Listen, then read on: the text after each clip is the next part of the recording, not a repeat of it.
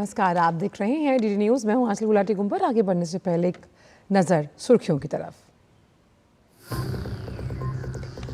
महाराष्ट्र में प्रधानमंत्री मोदी अकोला और नांदेड़ में करेंगे चुनावी जनसभा। झारखंड में कांग्रेस नेता राहुल गांधी करेंगे 2 रैलियां।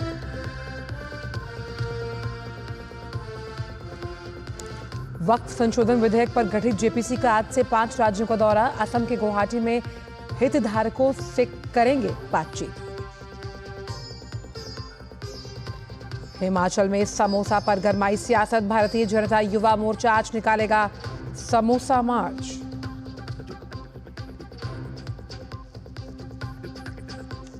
अमेरिका ने ईरानी व्यक्ति पर सितंबर महीने में ट्रंप के कथित हत्या के प्रयास का लगाया आरोप। एफबीआई ने साजिश को किया विफल। भारत ने डरबन में दक्षिण अफ्रीका को पहले T20 में 61 रन से हराया। 4 मैचों की सीरीज मिली 1-0 की बढ़त।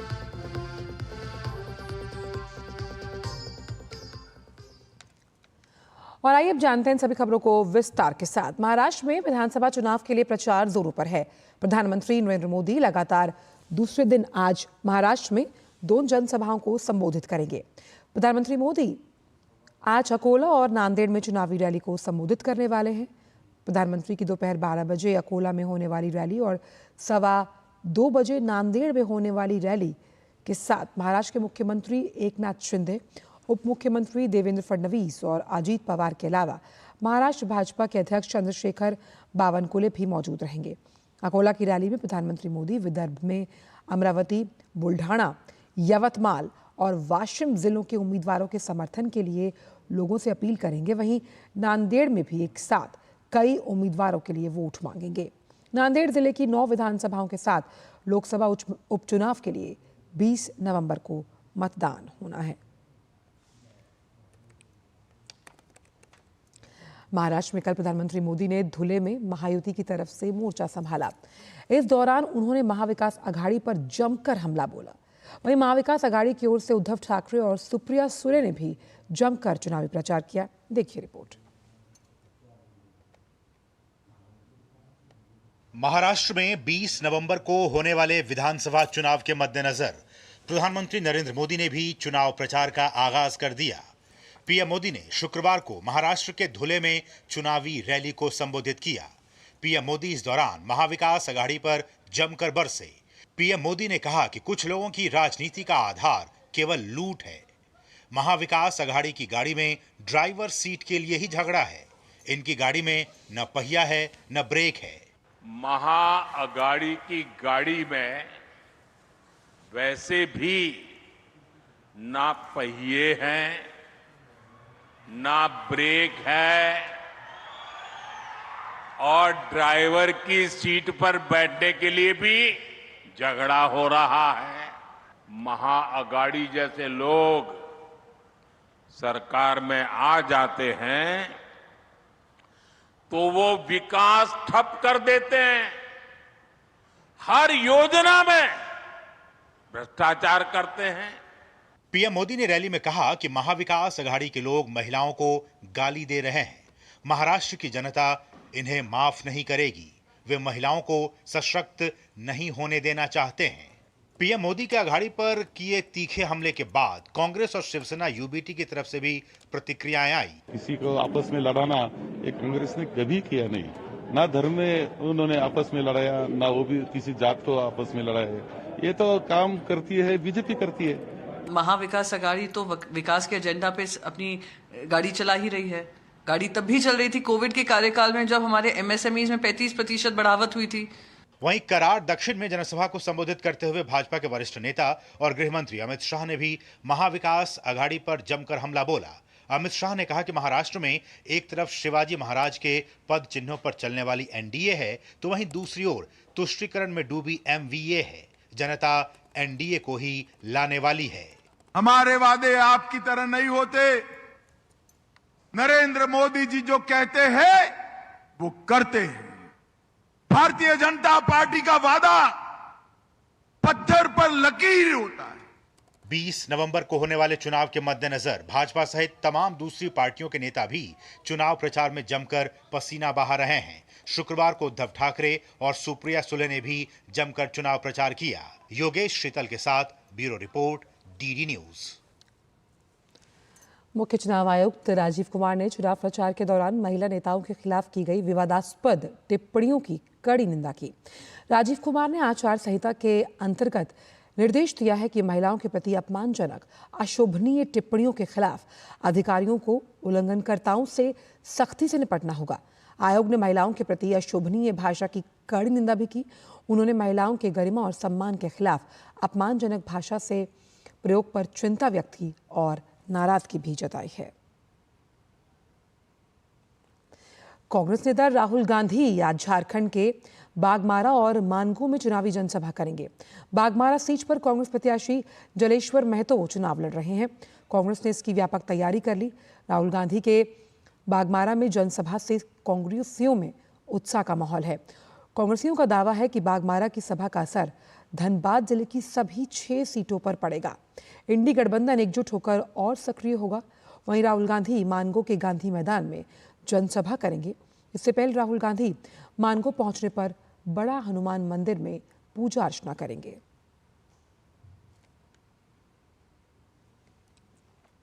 झारखंड विधानसभा के पहले चरण के चुनाव में कुछ ही दिन शेष हैं। 13 तारीख को यहां मतदाता 43 सीट पर प्रत्याशियों की किस्मत तय करेंगे, जिसके लिए सभी राजनीतिक दलों ने प्रचार अभियान में पूरी ताकत झोंक दी। यहां मुख्य विपक्षी दल बीजेपी ने अपने नेताओं की फौज उतार दी। आज पार्टी अध्यक्ष जेपी नड्डा समेत कई केंद्रीय मंत्री प्रचार करने आ रहे हैं। नड्डा विश्रामपुर और रामगढ़ विधानसभा में जनसभा करेंगे और रांची में डॉक्टरों के साथ संवाद। अमित शाह जहां पलामू, हजारीबाग, पूर्व सिंहभूम के पोटका में रैली करेंगे, तो वहीं जमशेदपुर में रोड शो पर निकलेंगे। केंद्रीय मंत्री राजनाथ सिंह भी खूंटी और चतरा में बीजेपी का प्रचार करेंगे। बीजेपी का दावा है कि हेमंत सोरेन की सरकार वापस नहीं आएगी। बीजेपी ने बांग्लादेशी घुसपैठ, आदिवासियों की अस्मिता, रोटी माटी और बेटी की सुरक्षा समेत भ्रष्टाचार को प्रमुख मुद्दा बनाया और लगातार सोरेन सरकार पर हमलावर हैं। वक्फ संशोधन विधेयक पर गठित संयुक्त संसदीय समिति यानी जेपीसी आज से 5 राज्यों का दौरा करेगी। दौरे के पहले चरण में आज जेपीसी असम के गुवाहाटी का दौरा करेगी और इस दौरान भाजपा सांसद जगदम्बिका पाल की अध्यक्षता की समिति में असम के अल्पसंख्यक मामलों और कानून और न्याय मंत्रालय, मेघालय, मणिपुर और त्रिपुरा के राज्य अल्पसंख्यक आयोग और असम के वक्फ बोर्ड के प्रतिनिधियों के साथ अनौपचारिक बातचीत करेगी। समिति बार काउंसिल और वकील संघों, मुतवल्ली संघों और अन्य हितधारकों के प्रतिनिधियों से भी मुलाकात करेगी। इसके बाद समिति ओडिशा, पश्चिम बंगाल, बिहार और उत्तर प्रदेश की राजधानियों में हितधारक समूह के साथ चर्चा करेगी। समिति को संसद के शीतकालीन सत्र के पहले सप्ताह के आखिरी दिन विधेयक पर अपनी रिपोर्ट सौंपने के लिए कहा गया है। We have come along with our member of parliament, those who are the JPC on Waqf for a study visit. Here now in Guwahati we'll meet the different stakeholders along with the state government representatives, minority commissions and Waqf boards, and after Guwahati then we'll go to the Bhubaneswar, then after Kolkata and Patna, Lucknow. Himachal Pradesh में समोसे पर राजनीति गर्मा गई और इस मामले पर भारतीय जनता युवा मोर्चा आज शिमला में समोसा मार्च निकालेगी। प्रदेश भाजयुमो शेर पंजाब से शिमला के लोअर बाजार तक का समोसा मार्च निकाला जाएगा। विरोध प्रदर्शन की अगुवाई भाजपा युवा मोर्चा हिमाचल प्रदेश के प्रदेश अध्यक्ष तिलक राज करेंगे। मुख्यमंत्री सुखविंदर सिंह सुक्खू के लिए बनाए गए समोसों और उनके केक के साथ साथ उनके सुरक्षा कर्मचारियों को इसे परोस दिया गया। इसके बाद विवाद खड़ा हुआ और मामला जांच तक पहुंचा। सीआईडी ने जांच की किसकी गलती से मुख्यमंत्री के लिए लाए गए समोसे और केक सीएम के स्टाफ को परोसे गए। वहीं भाजपा इस मामले को लेकर सरकार पर हमलावर है। प्रदेश के पूर्व मुख्यमंत्री जयराम ठाकुर ने सुक्खू सरकार की कार्यशैली पर चिंता जताई और कहा कि प्रदेश की कांग्रेस सरकार अब विकास की चिंता करने के बजाय समोसों की चिंता कर रही है। हिमाचल प्रदेश इन दिनों में चर्चा में इसलिए है कि उनकी सरकार ऐसे कुछ फैसले ले रही है जिनके कारण पूरे देश भर में जगनसाई हो रही है। समोसे पुलिस विभाग के कुछ कर्मचारियों ने, कुछ अधिकारियों ने खाए और उस पर इतना बवाल खड़ा हो गया। और मैं सिर्फ इतनी बात कहना चाह रहा हूँ कि जब समोसे पर जांच होती तो सरकार की प्राथमिकता का मालूम पड़ता है कि उसकी प्राथमिकता है क्या। वर्तमान कांग्रेस की सरकार हिमाचल प्रदेश में बिना सोचे समझे फैसले कर रही है और उसका ये परिणाम है।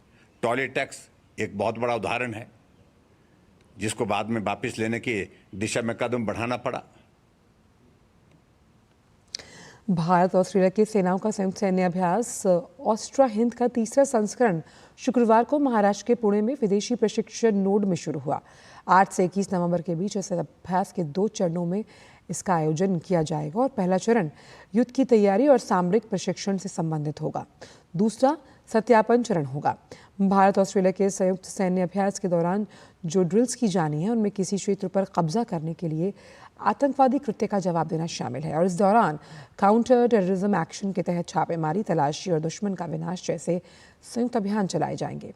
दोनों देशों की सेनाएं हमले की स्थिति में हेलीपैड सुरक्षित करने, ड्रोन का उपयोग और ड्रोन रोधी उपाय करने जैसे ऑपरेशंस में शामिल होंगी। इस सैन्य अभ्यास में 140 कर्मियों की भारतीय सेना की टुकड़ी हिस्सा ले रही है। इस सैन्य टुकड़ी का प्रतिनिधित्व मुख्य रूप से डोगरा रेजिमेंट की 1 बटालियन और भारतीय वायुसेना के 14 कर्मियों द्वारा किया जा रहा है। इस अभ्यास में 120 ऑस्ट्रेलियाई सैनिकों का दल शामिल है। ऑस्ट्रा हिंद अभ्यास का उद्देश्य भारत और ऑस्ट्रेलिया के बीच सैन्य सहयोग को बढ़ावा देना है।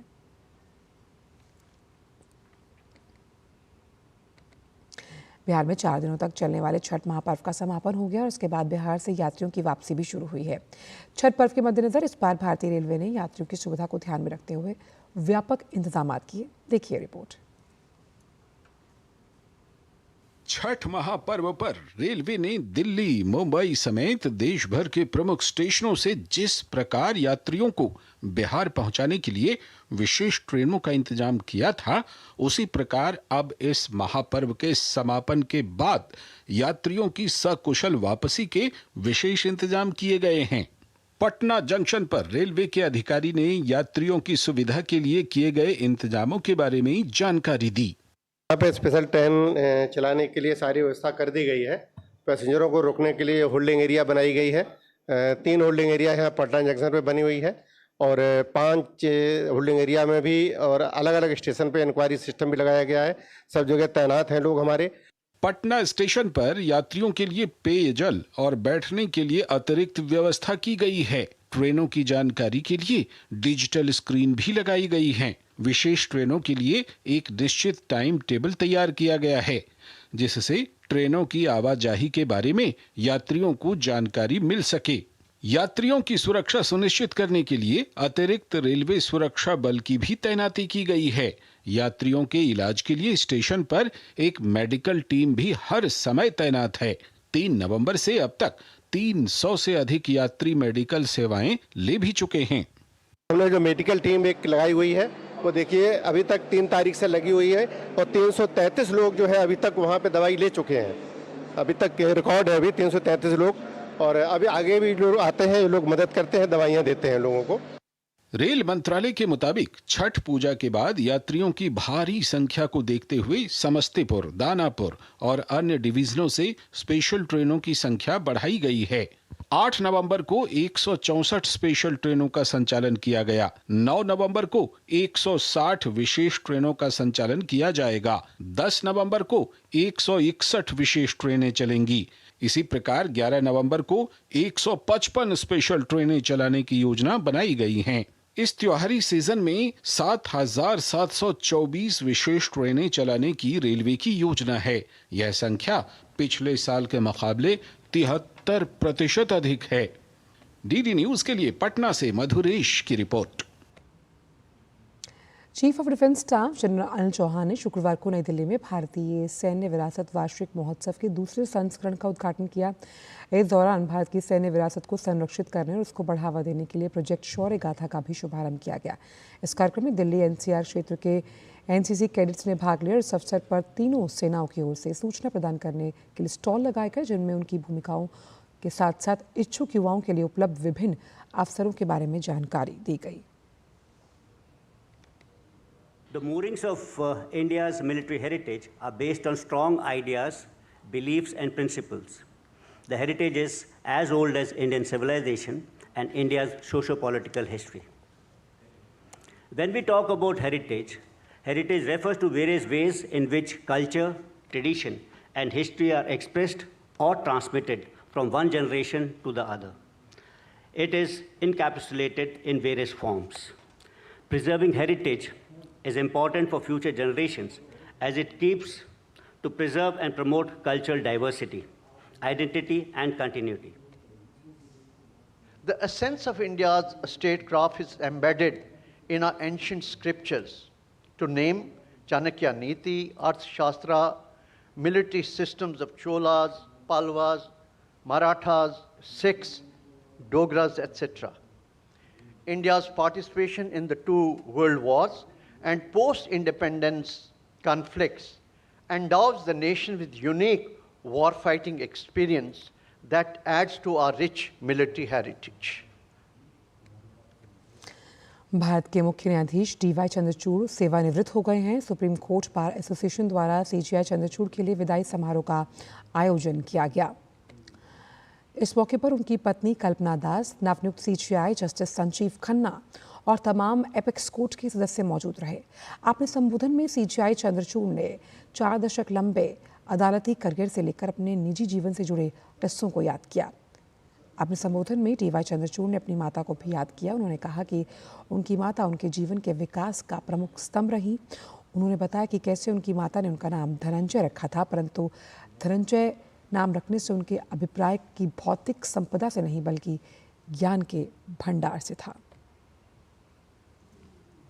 I would like to thank from the bottom of my heart the Supreme Court Bar Association for organizing this event and for all the beautiful words which have been said by each one of the speakers who preceded me. And thank you really all of you for giving me this great honor together with my family. But सच में आज जो फूल मिले हैं मुझे, ये मैं दिल से मुझे पता चला कि ये फूल मेरे लिए थे. It's obviously a time when I must acknowledge those who have played a very critical role in my life, and who more or who better to begin with than my own mother. She told me when I was born, I was growing up, that I have named you Dhananjay, but the dhan in your Dhananjay is not material wealth. I want you to acquire knowledge. उन्होंने जीवन में मिले अनुशासन का श्रेय अपने पिता को दिया। अपने पिता से जुड़ा एक किस्सा भी सीजीआई चंद्रचूड़ ने साझा किया। I'll say just a few words about my father, who was a mentor, a good friend, a dear friend to me. He bought this small house in a small flat in Pune. And I asked him, why on earth are you buying a flat in Pune? When are you going to go and stay there? He told me one thing. So I know I'm never going to stay there. But he said, I'm not sure how long I will be with you. But do one thing. Keep this flat until the last day of your tenure as a judge.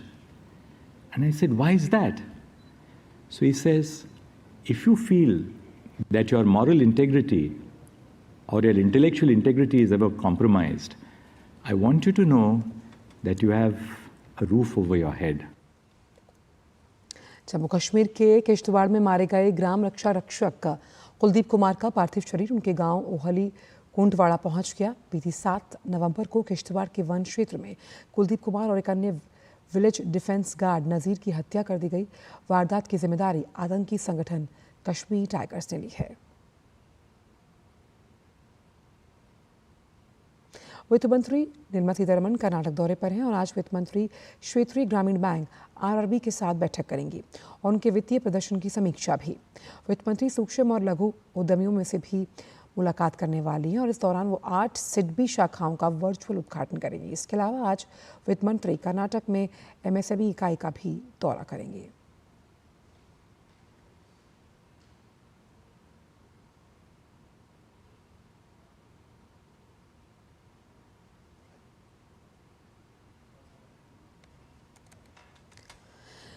Goa की भूमि के जीवंत रंग cinema की चकाचौंध के साथ सहज रूप से मिश्रित होते हैं, जहां दुनिया के हर कोने से कहानीकार अपनी कला का प्रदर्शन करने के लिए एक साथ आते हैं। कुछ ही दिनों में 55वां भारतीय अंतर्राष्ट्रीय फिल्म महोत्सव इफ्फी गोवा के पणजी में शुरू होने जा रहा है। इफ्फी का प्रमुख खंड भारतीय पैनोरामा इस 55वें संस्करण के दौरान 25 फीचर फिल्में और 20 गैर फीचर फिल्में प्रदर्शित करेगा। 55वें भारतीय अंतर्राष्ट्रीय फिल्म महोत्सव का आयोजन होने जा रहा है। पणजी गोवा में 20 से लेकर 8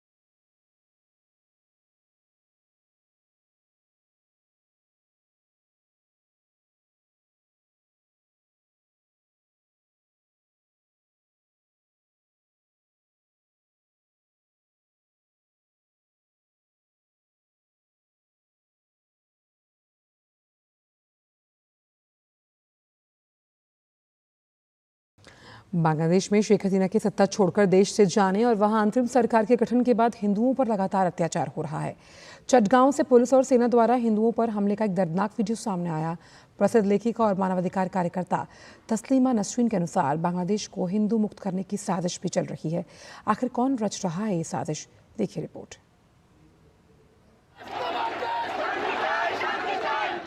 बांग्लादेश में हिंदुओं पर अत्याचार लगातार जारी हैं।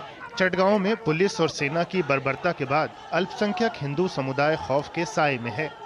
चटगांव में कट्टरपंथियों द्वारा इस्कॉन और हिंदुओं के खिलाफ जमकर दुष्प्रचार जारी है। हिंदुओं की पीड़ा यह है कि उन्हें भीड़ के हमलों का निशाना बनने के बाद पुलिस और सेना के दमन का भी शिकार होना पड़ रहा है। चटगांव में इस्कॉन के खिलाफ सोशल मीडिया पोस्ट के बाद अपराधियों के खिलाफ एक्शन लेने के बजाय पुलिस और सेना हिंदुओं पर ही कहर बनकर टूटे। इस दौरान हिंदुओं की बेरहमी से पिटाई की गई, वहीं भीड़ ने उनकी दुकानों में लूटपाट की। मानवाधिकार कार्यकर्ता और विश्वविख्यात लेखिका तस्लीमा नसरीन ने जमात इस्लामी, हिजबुत तहरीर और बांग्लादेश इस्लामी छात्र शिविर जैसे संगठनों पर इसको लेकर निशाना साधा है। तस्लीमा नसरीन ने कहा कि चटगांव के हजारी लेन में पुलिस और सेना ने हिंदुओं पर हमला किया और बड़ी संख्या में हिंदुओं को गिरफ्तार कर लिया। तस्लीमा नसरीन ने सवाल उठाया कि जमात, शिविर, हिजबुत तहरीर क्या चाहते हैं? क्या वो चाहते हैं कि प्रताड़ना से डरकर हिंदू बांग्लादेश छोड़ दें? क्या ये बांग्लादेश में खिलाफत की स्थापना की शुरुआत है? ध्यान रहे कि भारत ने गुरुवार को इस घटना पर प्रतिक्रिया देते हुए बांग्लादेशी हिंदुओं की सुरक्षा सुनिश्चित किए जाने और कसूरवारों के खिलाफ एक्शन की मांग की थी।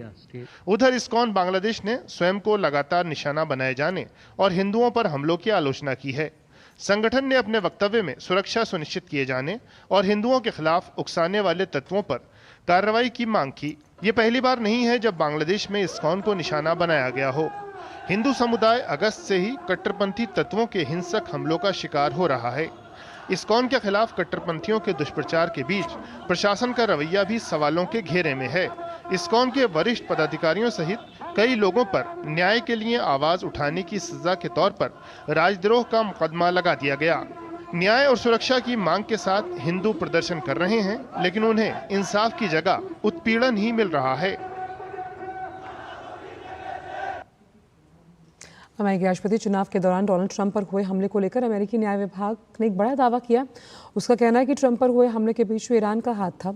ईरान ने ट्रंप की हत्या करने के लिए सुपारी दी थी। मैनहट्टन में संघीय अदालत में दायर एक आपराधिक शिकायत में ये आरोप लगाए गए।